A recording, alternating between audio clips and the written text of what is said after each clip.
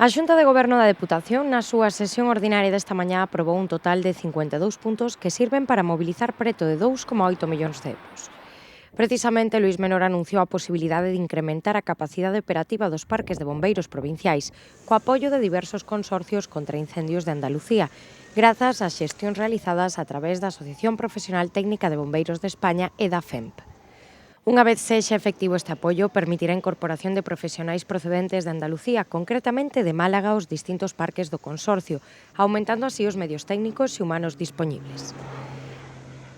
En materia de prevención de lumes, Menor sinalou que na sesión de hoxe a Deputación articulou un paso moi importante para afondar na prevención e fomentar o mantemento da contorna agroforestal mediante a dotación de medios técnicos.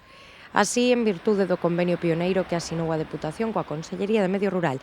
acaban de aprobar 1.200.000 euros en subvencións para 12 concellos para que poidan adquirir maquinaria fundamental para previr os lumes forestais a través do mantemento do entorno.